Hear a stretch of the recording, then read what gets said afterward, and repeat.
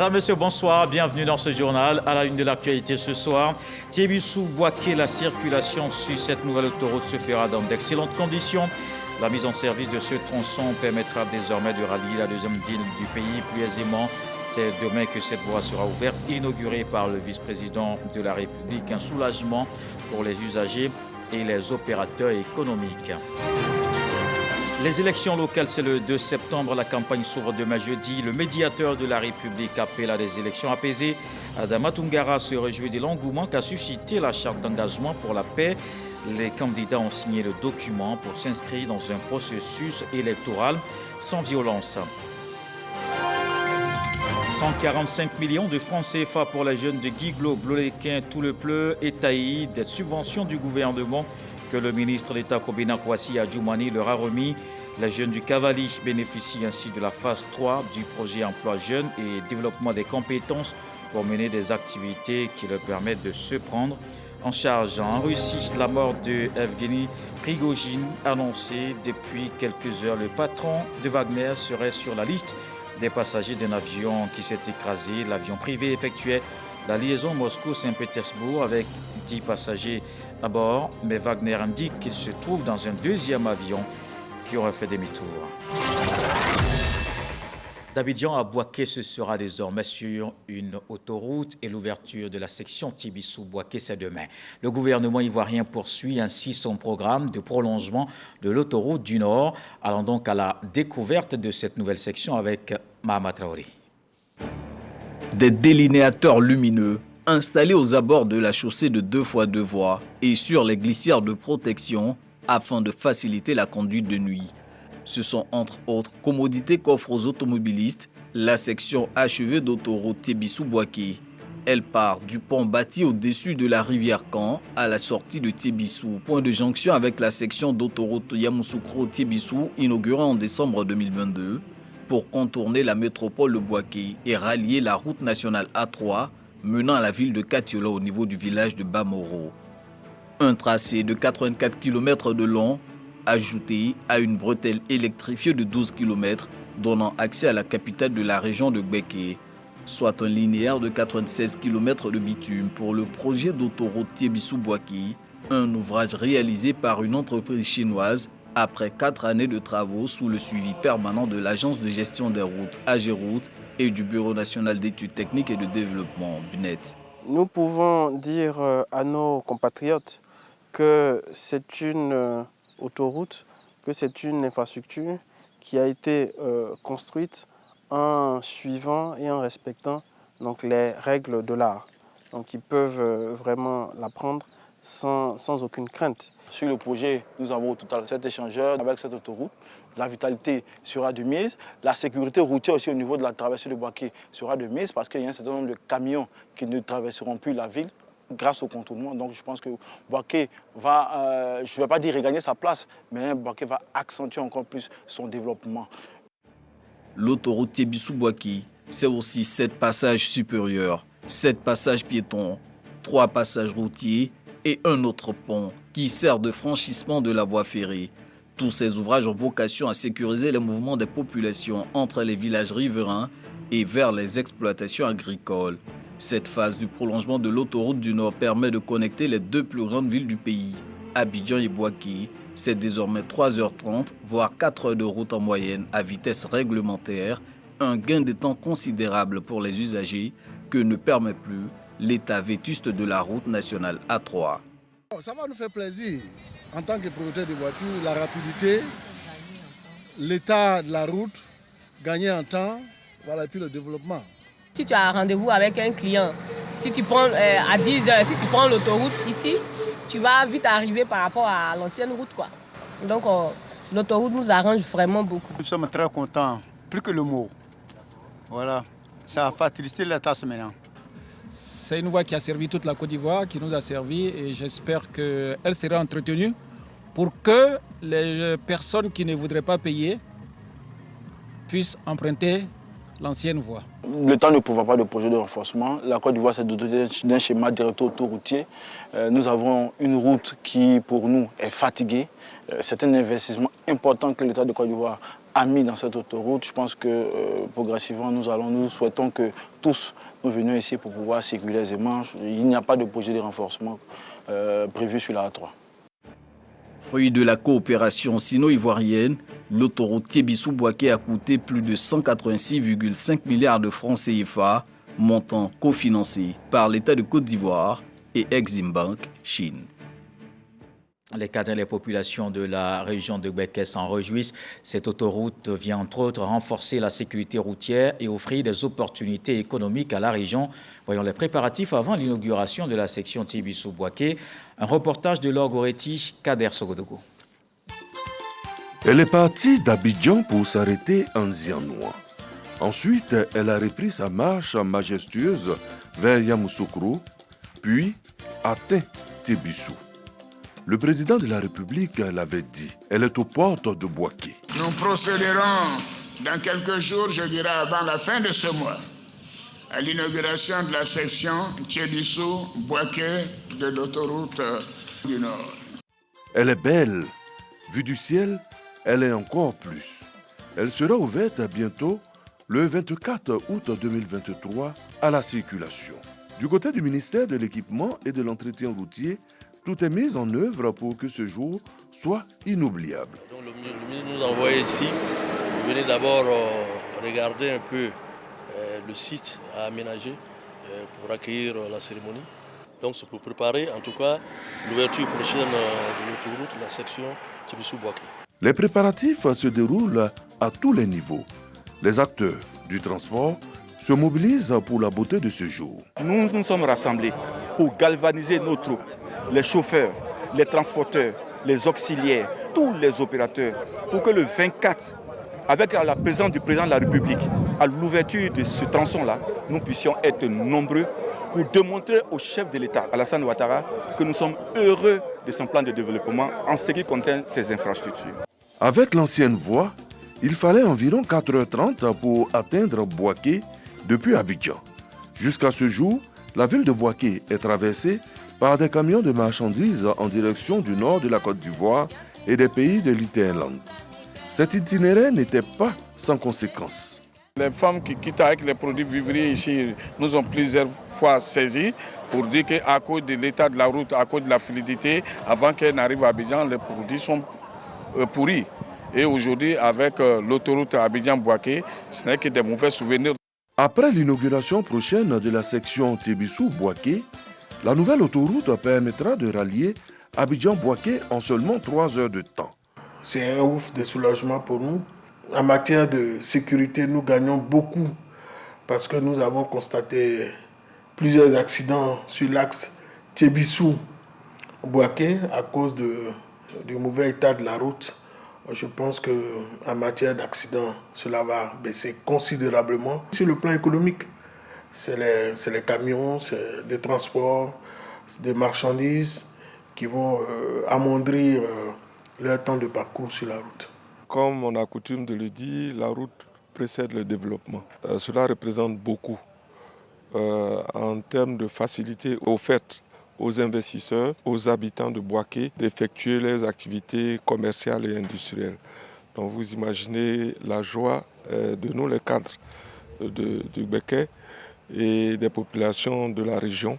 Outre le gain de temps, c'est aussi un apport économique pour la région de Gbeke, avec certainement un impact sur le prix des denrées alimentaires et d'autres produits. Face à ces nombreuses retombées, les chefs coutumiers de la région sont reconnaissants à cette vision du chef de l'État, Alassane Ouattara. Le président Alassane Ouattara a vu juste de faire cette autoroute qui va relier Thiébissou-Boaké.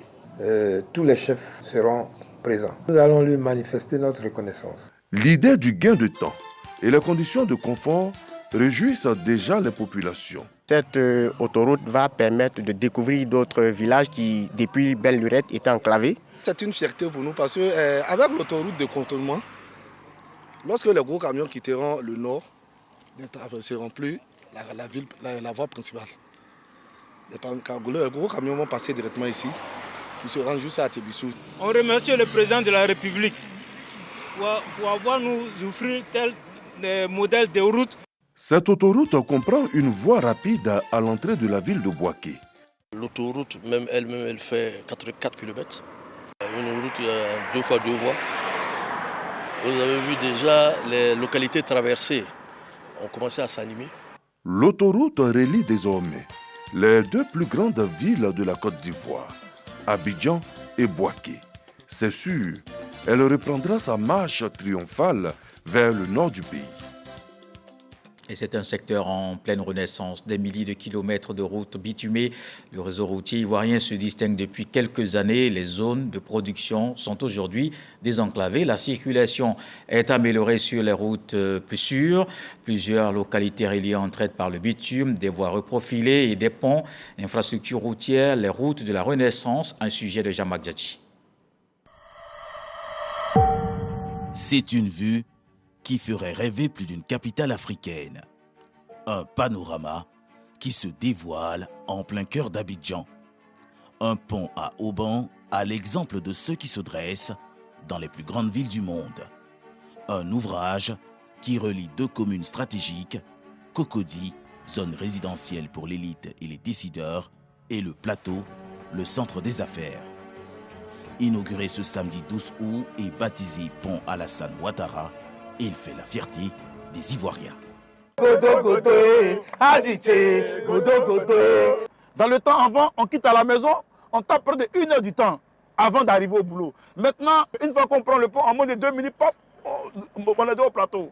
Nous, aujourd'hui à Bergerville, pour rentrer au plateau, on n'aura pas besoin de passer par Djamé. On a Cocody net, on est au plateau. Vraiment, l'émotion y est tellement, je ne sais pas ce que je vais dire. Un pont achevé, mais en réalité, première étape d'un chantier titanesque, celui de l'aménagement de la baie de Cocody. Un grand chantier, comme il s'en multiplie depuis quelques années, à travers toute la Côte d'Ivoire. C'est le cas de celui-ci. L'autoroute Y4, une voie de contournement qui ceinture le Grand Abidjan, longue de 24 km, une route toujours en chantier, mais qui suscite un fort engouement. C'est vrai, ce n'est pas encore fini, mais quand nous on regarde, on se dit quoi, peut-être qu'il y aura, puisqu'il y aura des voies qui vont repartir, quoi, ça va nous arranger un peu. Ici, Bergerville, quand tu peux faire au moins 2 heures du temps, au moins 1 heure du temps, bon, ça n'arrange pas. Donc, avec les voies, sincèrement, je sais que ça a amélioré beaucoup.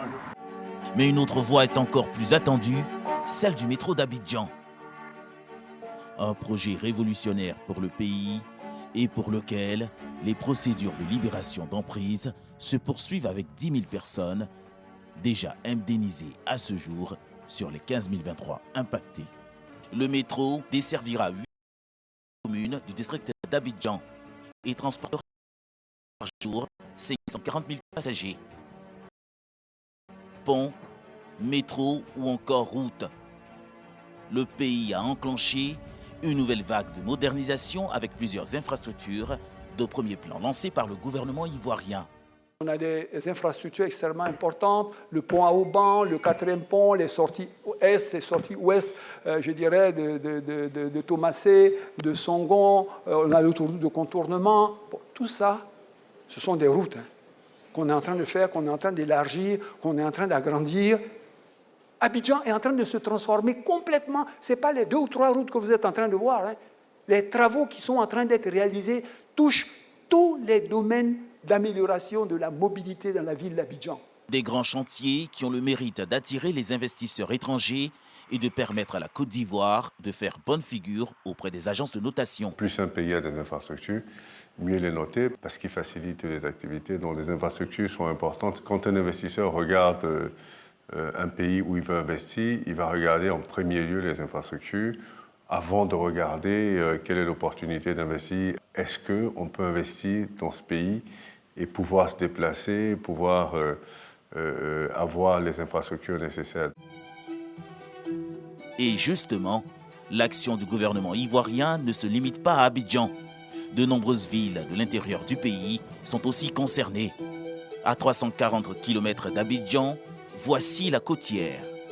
Une route capitale qui relie les 2 villes portuaires du pays, Abidjan et San Pedro.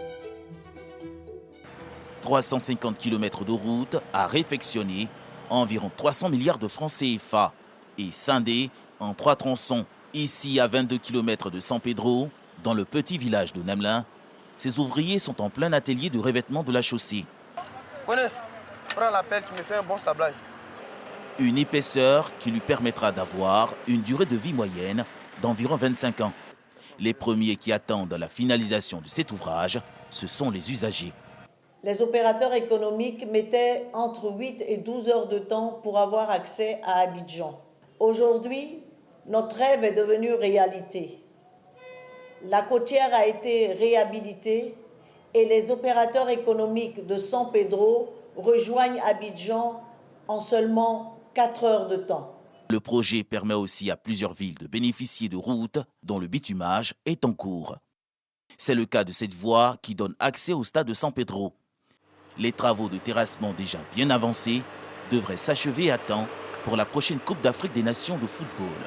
Au niveau de San Pedro, il y a 25 km qui sont en cours de réalisation au niveau de la voirie urbaine. San Pedro, Abidjan, mais aussi Yamoussoukro, Daloa, Aboissou, Odiné, Bouna ou Bouaké. Aucune zone du pays n'échappe à ce vaste programme de réhabilitation et de bitumage de la voirie. C'est indéniable. À travers la multiplication de ces grands chantiers et infrastructures, la Côte d'Ivoire veut accélérer son développement et devenir une plaque tournante de l'économie dans toute la sous-région. Infrastructure routière, les routes de la renaissance de la Côte d'Ivoire avec Jean-Marc Djadji. Et l'actualité, c'est aussi cette convocation aux urnes le 2 septembre. La campagne électorale s'ouvre demain jeudi à minuit. Les électeurs vont élire les maires et les présidents des conseils régionaux. Une période électorale qui doit être apaisée. C'est le sens de l'initiative du médiateur de la République. Les candidats ont signé un engagement pour la paix et Adama Toungara se réjouit de l'adhésion des acteurs politiques. Éric Goré. Pendant 2 semaines, les candidats aux futures élections sont allés signer la charte d'engagement à la paix chez le médiateur de la République. Avant l'ouverture de la campagne, l'institution appelle à des campagnes pacifiques et à des élections sans violence. Cette période de sensibilisation à la paix à Abidjan et à l'intérieur du pays a déployé des ressources humaines adaptées. La secrétaire générale de l'institution note un bilan positif. Les réunions publiques de sensibilisation à des élections apaisées se sont tenues dans les 110 chefs-lieux de département du pays, dans certaines sous-préfectures et dans les districts autonomes d'Abidjan et de Yamoussoukro. Elles ont enregistré la présence de différentes entités, le corps préfectoral, les élus locaux, les directeurs et chefs de service, les chefs des unités des forces de défense et de sécurité, les représentants locaux de la CEI, les candidats et représentants des candidats, les chefs de village, de communautés et de quartiers, des guides religieux. Le médiateur de la République, Adama Toungara, encourage tous les candidats dans la dynamique de paix. Je remercie tous les candidats à ces élections de s'être engagés à préserver la paix à travers la signature d'une charte et exhorte à cultiver la tolérance et la courtoisie dans le discours pendant la campagne électorale, à bannir tous actes et autres comportements susceptibles de porter atteinte à la cohésion sociale. J'invite, en outre, les candidats à privilégier les recours prévus par la législation électorale pour exprimer d'éventuels désaccords. L'ouverture des campagnes est prévue pour le 25 août prochain sur toute l'étendue du territoire. Les élections sont prévues pour le 2 septembre. Le médiateur de la République appelle donc à une campagne civilisée et au respect de l'adversaire. On s'intéresse au programme jeunesse du gouvernement. Allons dans l'ouest du pays. Les jeunes du Cavali bénéficient de la phase 3 du projet emploi jeunes et développement des compétences. Le ministre d'État, Kobena Kouassi Adjoumani, leur a remis des subventions du gouvernement. Au total, 145 millions de francs CFA pour les jeunes de Yeglo, Bloléquin, Toulepleu et Taï. Jean-Yves Zadi, Charles Tatou. Phase 3 du projet emploi jeunes, développement des compétences PGDEC. Les jeunes de la région du Cavali reçoivent des subventions du gouvernement allant de 250 à 2 millions de francs CFA. Ces chèques vont leur permettre d'accroître leurs activités. Nous traduisons notre reconnaissance et nos remerciements au président de la République, son Excellence Alassane Ouattara, qui a fait de Côte d'Ivoire un pays de stabilité et de paix, parce que tout passe par la paix. Une action soutenue par Anne-Désirée Ouloto, présidente du conseil régional du Cavali, qui exprime sa gratitude au chef de l'État Alassane Ouattara. C'est un projet, je pense, qui s'inscrit parfaitement dans la vision du président de la République de faire de notre jeunesse une jeunesse au travail, une jeunesse responsable. Et nous avons donc décidé d'accélérer la mise en œuvre de ce projet dans le cadre justement de l'année de la jeunesse, mais également dans le cadre du programme du président de la République, une Côte d'Ivoire solidaire. Et je voudrais tout simplement dire toute ma fierté de voir à la tête de notre pays un homme qui pense à toutes les composantes sociales et particulièrement qui pense aux jeunes. Cette cérémonie a été rehaussée de la présence du ministre d'État, ministre de l'Agriculture et du Développement rural. Kobena Kwasi Adjoumani est venu les mains chargées de matériel agricole pour la jeunesse du Cavali. Notre objectif, c'est de donner de la formation aux jeunes. Nous sommes venus avec des outils modernes pour ne plus que les jeunes aillent utiliser des outils archaïques pour produire, et cela réduit la pénibilité du travail. Tout cela est possible aujourd'hui grâce à l'implication personnelle de votre président du conseil régional qui, dans la balance de notre arrivée ici, a pesé lourdement. Au total, 3000 jeunes issus des départements de Diglo, Bloloquin, Toulepleu et Tailly bénéficieront de ce projet pour un montant global de 145 millions de francs CFA attribués à la région du Cavali. Et pour la rentrée scolaire, les couturières de la ville d'Odiéné sont soulagées. Elles auront le marché de couture des tenues scolaires du département et même de la région du Kabadougou. Pour renforcer ce projet, les femmes de la commune reçoivent 100 machines à coudre, un don du maire Nassine Batouré pour encourager la politique d'autonomisation. Mamadou Kwasi. L'autonomisation des femmes d'Odiéné, l'équipe municipale conduite par la ministre Nassine Batouré, en a fait une priorité depuis 2012. Aujourd'hui, après la récente construction de magasins et de kiosques à café, ainsi que l'usine d'Atiké, c'est une autre couche de la population féminine d'Odiéné qui est soulagée. Les couturières et apprenties couturières, au nombre de 100, bénéficient de machines à coudre, toutes neuves, avec des matériaux de travail. Ça va m'aider beaucoup, puisque quand je vais coudre, je peux faire les économies, pouvoir bien réaliser ma vie, pouvoir aider mon mari, aider ma famille aussi. Nous serons désormais autonomes et indépendantes grâce à vous et nous vous promettons d'en faire bon usage. Pour la réalisation de ce projet d'autonomisation des femmes, la ministre Nassine Batouré et l'équipe municipale bénéficient du soutien de l'ONG OIBDS, Organisation ivoirienne pour le bien-être et le développement social, une structure de Qatar Charity. Ils souhaitent à ce que ça va réduire vraiment le chômage. Ces bénéficiaires, ils vont utiliser ces machines-là pour qu'ils vont gagner, pour permettre vraiment à vivre en toute tranquillité. Le maire d'Odiéné entend poursuivre ces projets pour permettre aux femmes de participer au développement de la région du Kabadougou. Elle les invite donc à l'union et à se mettre en coopérative pour lutter efficacement contre la pauvreté. Par groupe de 10, par groupe de 15 ou de 30, cherche des locaux et que vous ayez deux équipes, une équipe qui travaille la nuit, une équipe qui travaille le jour, à confectionner les tenues dont les enfants, les femmes et les jeunes ont besoin à Odiéné. Et qu'après ça, ça vous permette d'avoir des machines plus sophistiquées pour faire de la broderie. Qu'après ça, avec vos économies, que vous choisissez une qui puisse aller chercher tout ce qui est maroquinerie et les finitions et les boutons au Maroc ou à Dubaï. Cela est possible. Pour la lutte contre la pauvreté, différents projets ont démarré dans la région du Kabadougou avec le soutien de Qatar Charity. Ceci pour lutter efficacement contre le chômage des jeunes et des femmes. Et le district autonome des Lacs dispose désormais de son comité de suivi du plan national de développement 2021-2025. Il est dirigé par la ministre-gouverneure Raymond Goudou Kofi, assisté du corps préfectoral et des représentants de la population. Ce comité a pour rôle de superviser les actions du PND. On retrouve Amadou Kwasi. Voici les membres du comité du district autonome des Lacs pour le suivi du plan national de développement 2021-2025. Ces acteurs issus de l'administration publique, des collectivités territoriales et de la société civile reçoivent leur feuille de route. Il s'agit pour le ministère du Plan et du Développement d'impliquer les différentes couches de la société dans la mise en œuvre du PND 2021-2025 au niveau régional. Le rôle de ce comité, effectivement, c'est de veiller à la mise en œuvre efficace du PND au niveau du district.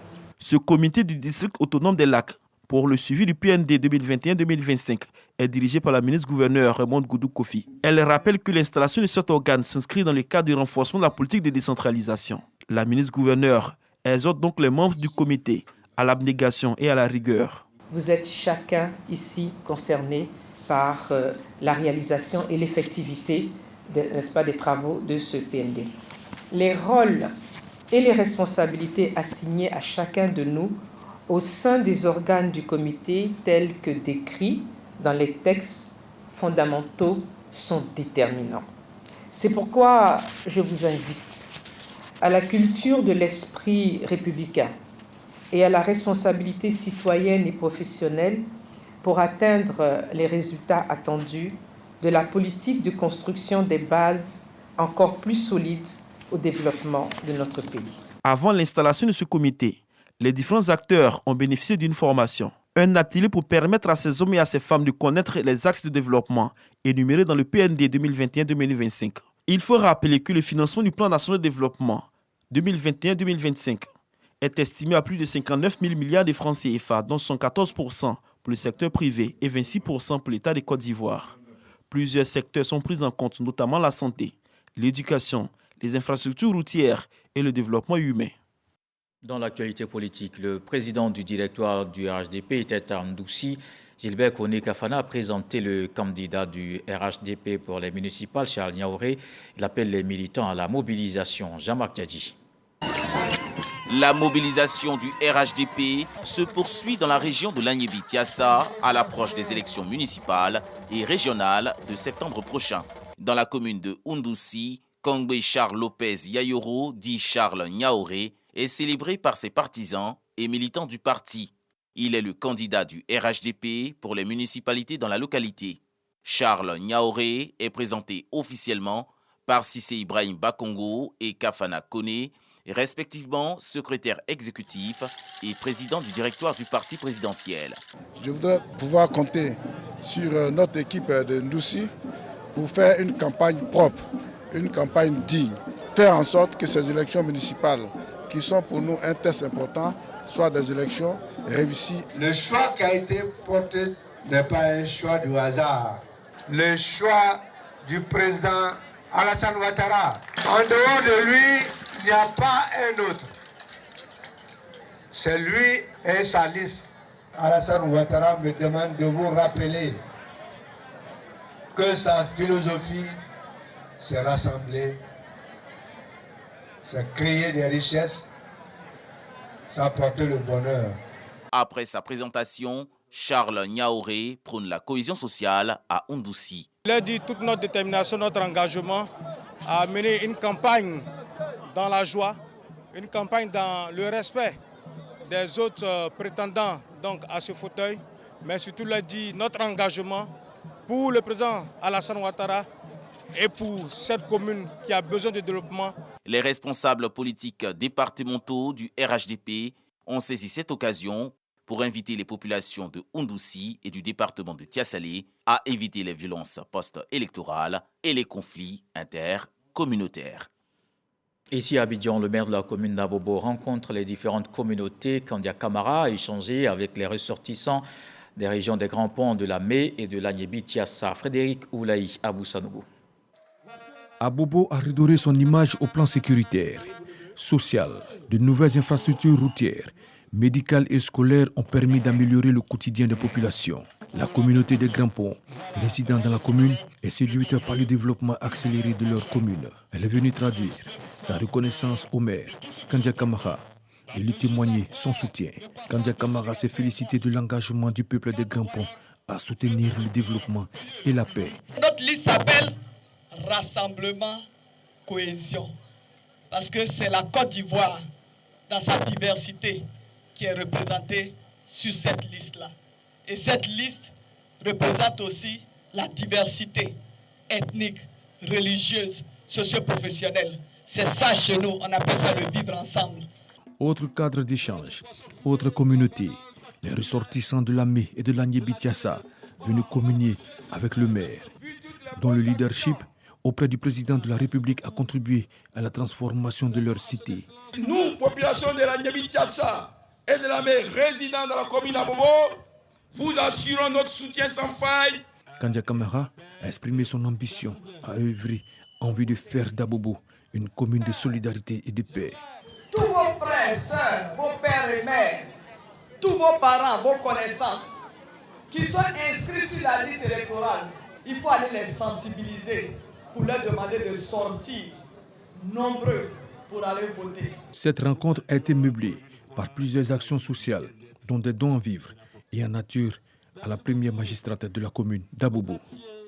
Dans l'ouest du pays, le ministre-gouverneur du Tonkpi était face à la presse. Albert Flindé a présenté les 10 candidats du RHDP pour le conseil régional et les élections municipales.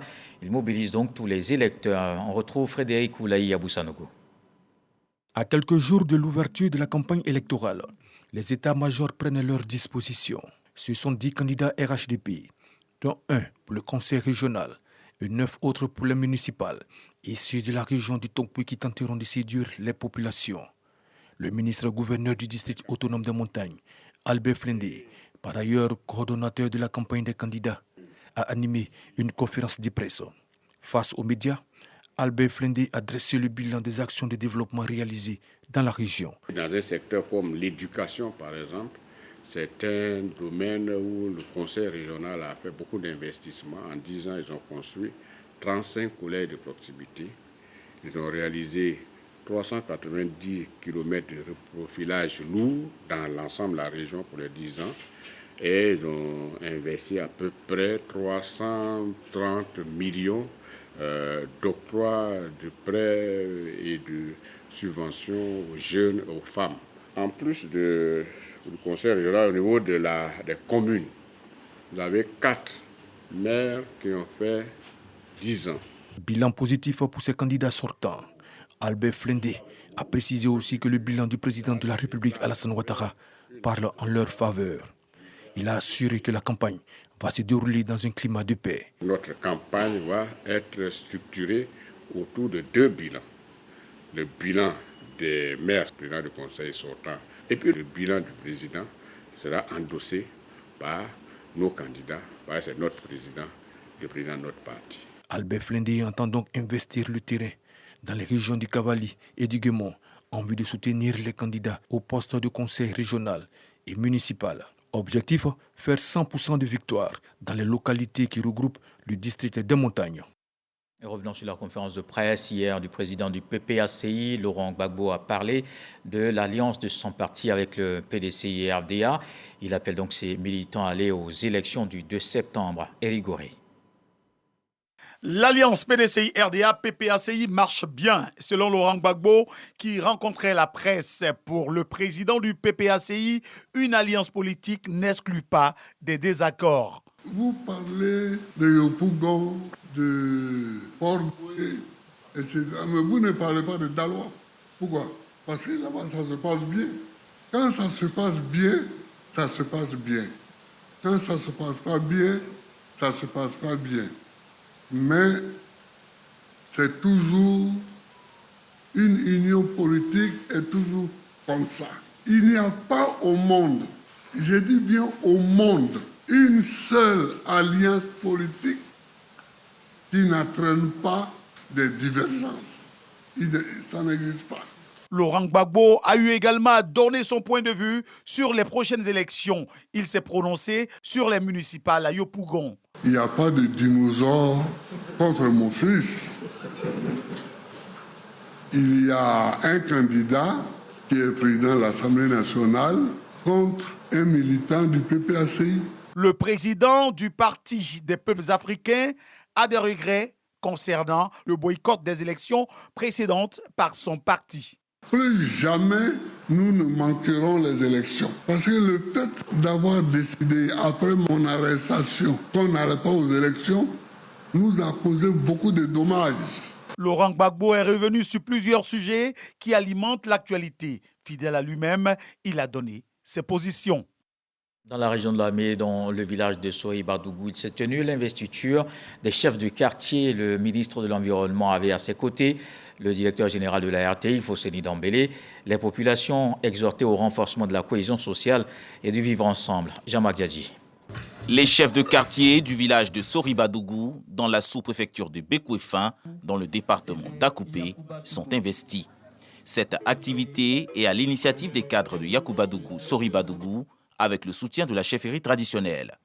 Honneur est fait au doyen Ladji Aïdara, chef de Yakoubadougou. Objectif, promouvoir l'union, la paix et la cohésion sociale à Sori-Badougou et ses environs. Cette cérémonie est l'illustration aussi de la cohésion sociale qui règne à Sori-Badougou. La devise de Sori-Badougou, c'est « unis dans la diversité ». Et toute la sécurité peut en témoigner. C'est un village qui se caractérise par l'entente, la paix et la cohésion sociale.